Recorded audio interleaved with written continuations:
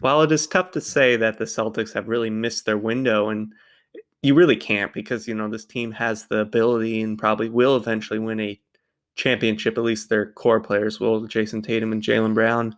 But in today's video, Eddie Vicente and I, Jack Trulio, do a deep dive of what's gone wrong for the Celtics, not just this year, but previous years. They've been to 3 Eastern Conference Finals. They all went to Game 7, and they haven't made it to the finals. And they've brought in so many great players like Kyrie, Gordon Hayward, just to name a few, but they ended up losing these players and can't retain the talent that they either draft or bring in free agency or trades. So we really just discuss why they really have missed their window, and hopefully that they can fix these things for such great players like Jason Tatum, Jaylen Brown, and Marcus Smart. And you'll really hear what's gone wrong from the Celtics from 2014 to 2020. Please, if you haven't already, hit that red button down below and leave a like. I kind of wanted to talk about though. It's kind of I've noticed it as like a meme in the Celtics fan base, but then what a lot of them joke about is how when it comes to Jalen, Jason, and Kemba, none of them can have a good game at once. Like it's always like two can have a good game, but it can never be all three of them. And I think that's something that's been affecting them quite a bit, honestly. It's because like you have these guys, two of which are on pretty big contracts, and all three of them can't ever perform at the same time. Yeah, no, I think all 3 of them are on max, and then 2 of them are on a super max, right? Yeah, Even I think Jason's still on his rookie deal, but I think next year it kicks in. right. He signed it, we should say, Yeah, he but it signed hasn't it. kicked in like you said. Yeah. Hmm. A big thing for the Celtics, they've lost a lot throughout the years, and really haven't done the greatest job of bringing things back. And they really don't have a lot of assets because you're not probably going to trade Jason Tatum or Jaylen Brown. And No. Yeah. Kemba has no trade value as of right now, just how poorly he's been playing. And we've all seen the memes, like he can't hit a shot in the fourth quarter to save his life No. No. up In his till like threes, last week. he's 1 and 14 on threes, I think, which Something is like that. terrible. Yeah. Yeah, against the Pelicans, he was 5 for Yeah. 21 the whole game. Yeah, so another thing too though is just that talking going back to the money thing though, we all clowned the Sixers for giving Al Horford a max deal, Tobias Harris a max deal, and all that. But I mean, 1 year from now, 2 years from now ish, Kemba's gonna be in a max deal. Jason Tatum's gonna be a super max deal. I'm pretty sure Jaylen Brown's already on the max deal. And this is all without talking about Marcus Smart's extension.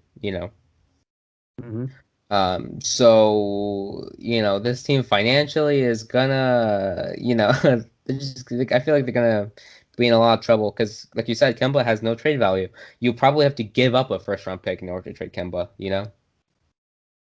Right, and the one thing they do have going for them is they do have all their first round picks, so that is a big deal. But Hmm.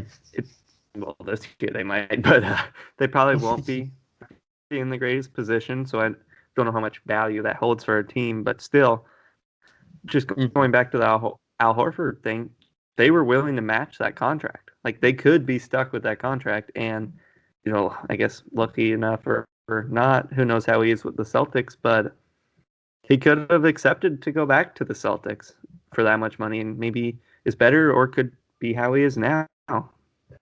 Well, even how he is now is really not. I feel like last year really affected the way he's seen, because he was getting benched and all that. But that was really because you can't have Al Horford play power forward. This year though, honestly, I feel like he's bounced back, honestly. Defensively, still great.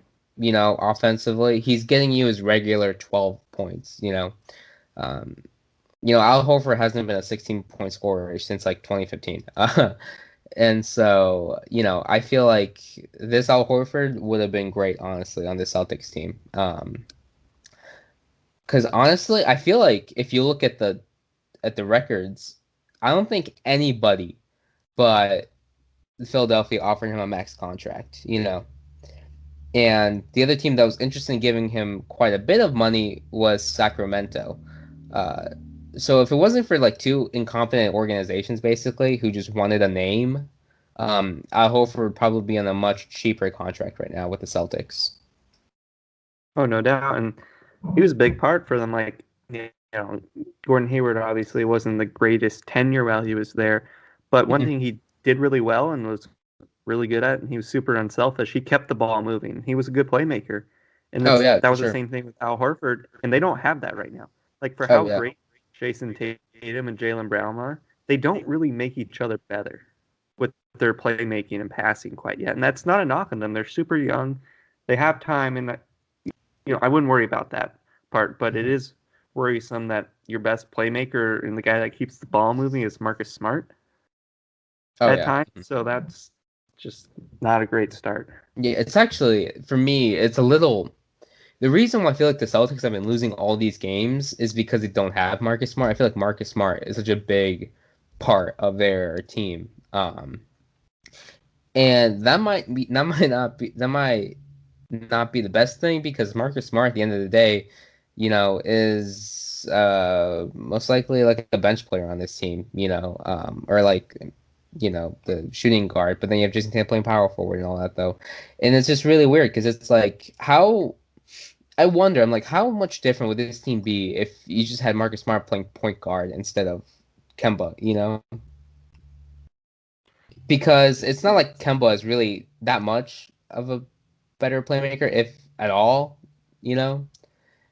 And scoring wise, Kemba is, we clowned on Marcus Smart for shooting a bunch of breaks and all that, but Kemba's been doing that for like a year and a half, almost 2 years now, on the Celtics.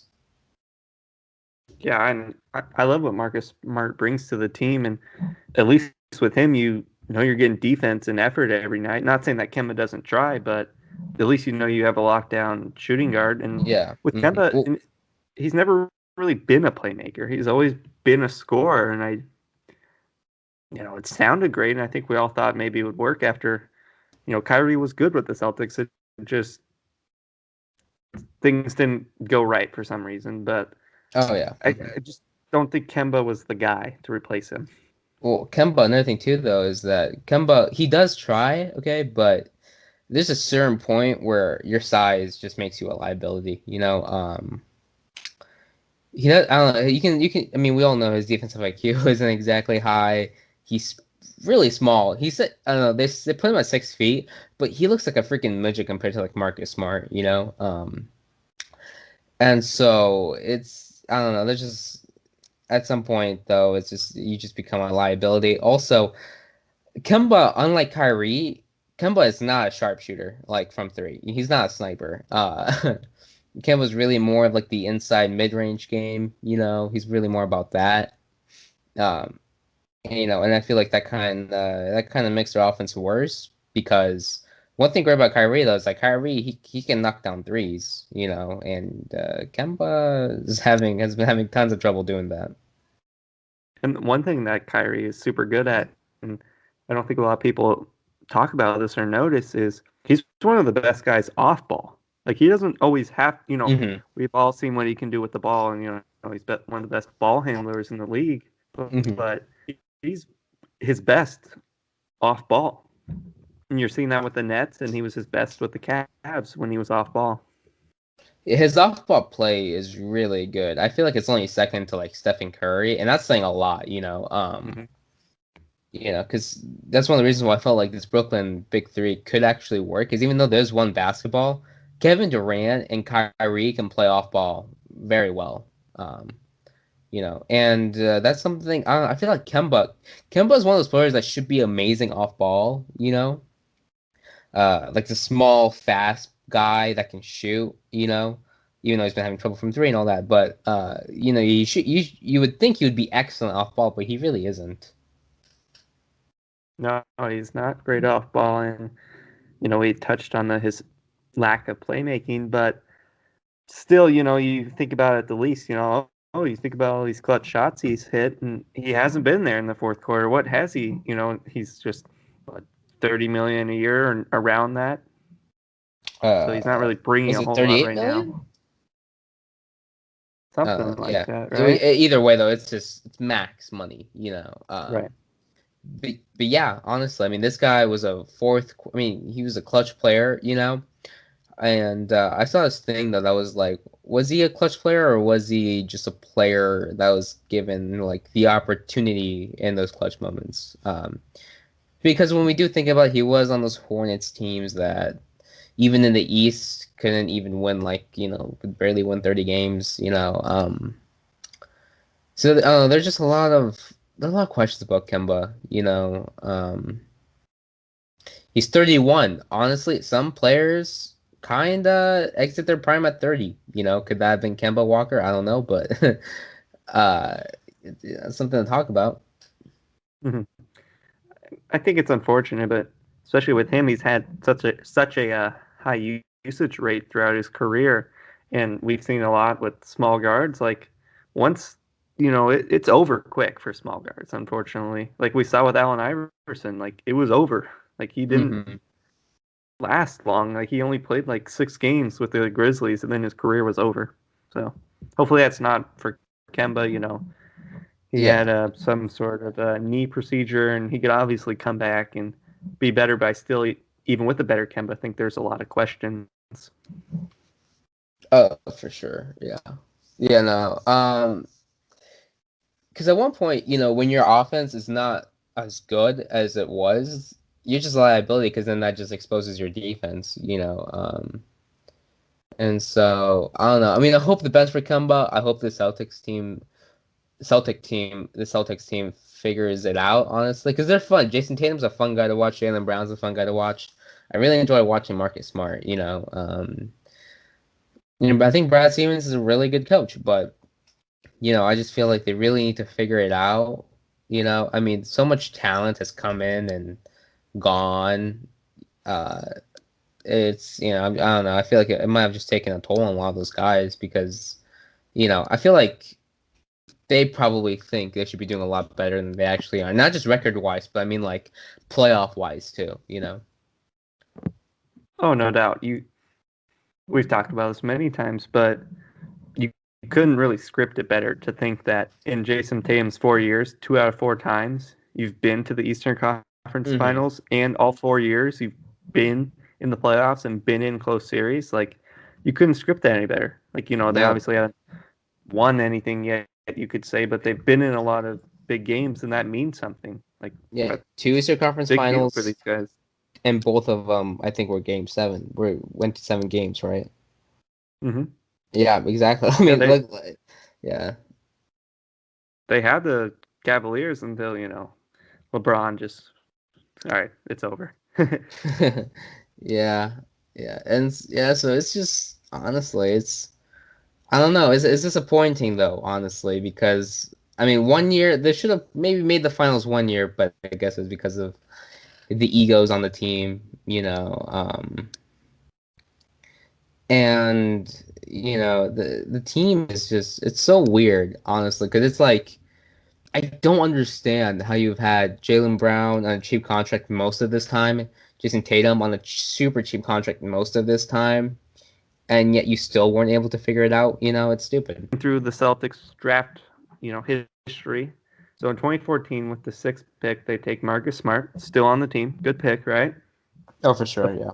the following year, their first round, they didn't have a first round pick in 2015, so they didn't really get anyone. The next year, with the 16th pick, they get Terry Rozier, who they later on lose. They Hmm. took Abdul Nader, who's still in the league, but wasn't there long. I think they traded him. And then in 2016, they took Jaylen Brown, which good pick. Yeah, great pick, yeah. And then here's where all the picks come in.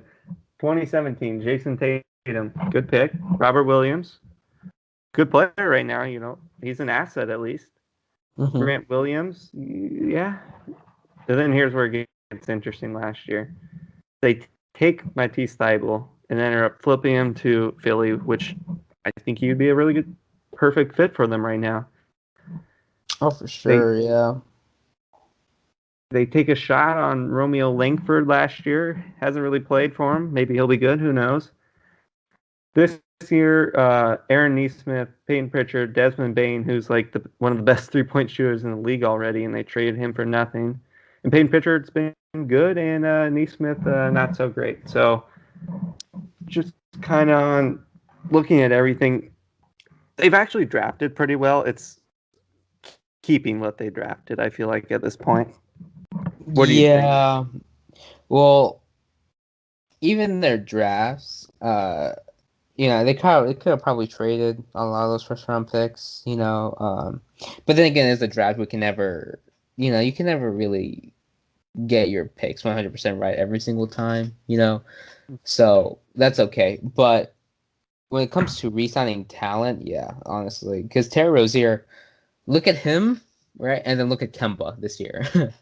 uh, look at Terry Rozier in the playoffs for the Celtics, and look at how good Kemba played for the Celtics in the playoffs. It's Terry Rozier kind of blows Kemba Walker out of the water, and um, you know, uh, he's also on a he's paying he's getting paid half of what Kemba's getting paid, and so I feel like Terry Rozier, that should have probably been a guy to keep, and the thing is though, it's like they could have done it, because Kyrie left, um, so I feel like that should have opened the door for Terry Rozier, but they decided to go with a big name instead, and I feel like that was kind of their downfall, Yeah, no, I think so too. And like you were saying with the picks, you can't really fault someone because it's kind of like a 50-50. Like, Yeah, you do your research and you hope, and there's so many times, there's bust, and you thought, there's players that we probably all thought coming in the league, like, this guy's going to be really good, and he wasn't. So I don't really fault GMs too much